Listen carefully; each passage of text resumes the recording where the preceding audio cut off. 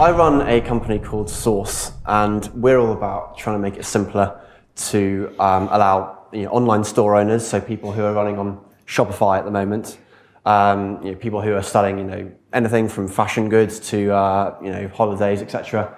On this platform, make it simpler for them to integrate their website with Facebook.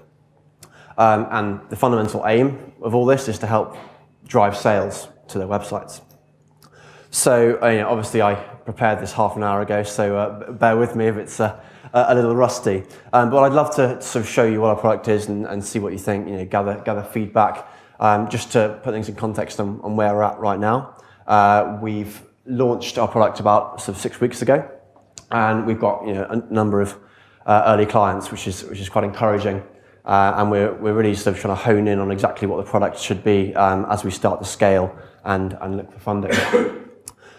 So this is our new website. It says drive more sales to your Shopify store with Facebook. Now what I'll do is I'll show you a quick demo. Now what we have is an underlying technology or an API, SDK, whatever you want to call it. And then on top of that, we have a number of different social apps. So these apps might make it simpler to share more meaningful content.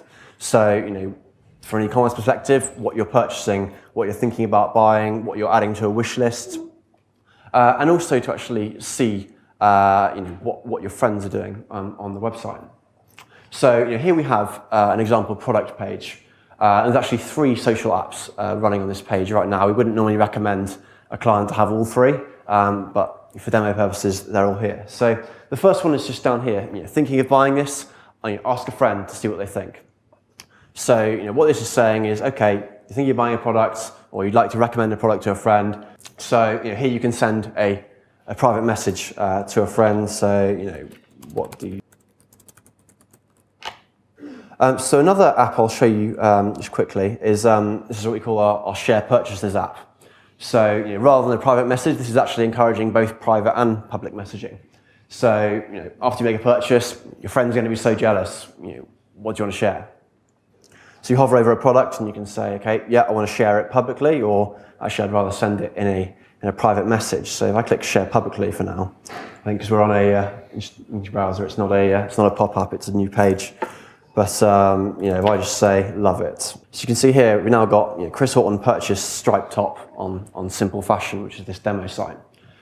So one of the biggest things to note about why is that box showing?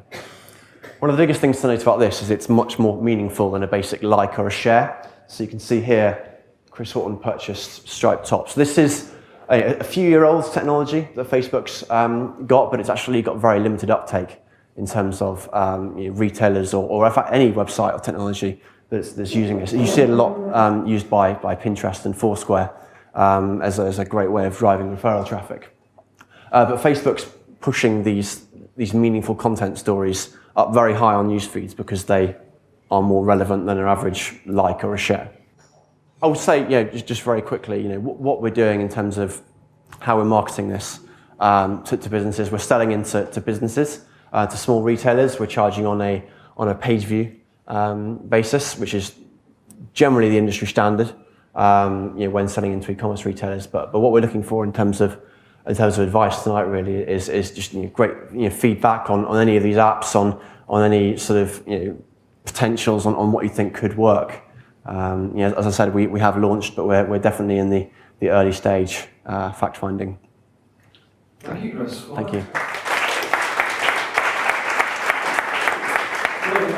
Great impromptu demo there. Thank you very much. I have a question actually to start off with. It's quite a broad one, I suppose, which is how easy is it to sort of integrate these into an existing Shopify? Yes, so it varies depending on the app. So what I'll do actually is quickly open up our setup guide setup. So what the client has to do when setting up this app is, first of all, just click install app. They then have to go and create an app on Facebook, which normally takes a few minutes, and they have to copy and paste one line of code into their theme files. Pretty tricky. And depending on, there's a couple of other apps like certain buttons in certain areas which require another copy and paste. So you can sort of you can determine the positioning of the buttons, and so the kind of the want button that I saw up there. Yeah, exactly. So we've left that fairly open. We've got a one line of code for each button. So I go to the want button, for example. This is the sort of admin interface. So here's the one line of code, which they can add anywhere. We think that the sort of pop-ups, the unpaged stuff, that doesn't need so much positioning, so you can install that without having to copy and paste anything. Brilliant, cool. Right, audience, any feedback or questions? Yeah, I think it's a really, really good idea. It reminds me of plugins for WordPress and things like that. Yeah. Are you considering other platforms like Magento and then also other social networks as well? So platforms, yes, 100%. So what we picked Shopify because you've got to start somewhere, and we picked it because it was a very standardized, simple tool across different clients. So it's very easy for us to get on board any client and quickly know where we need to add the certain points of code.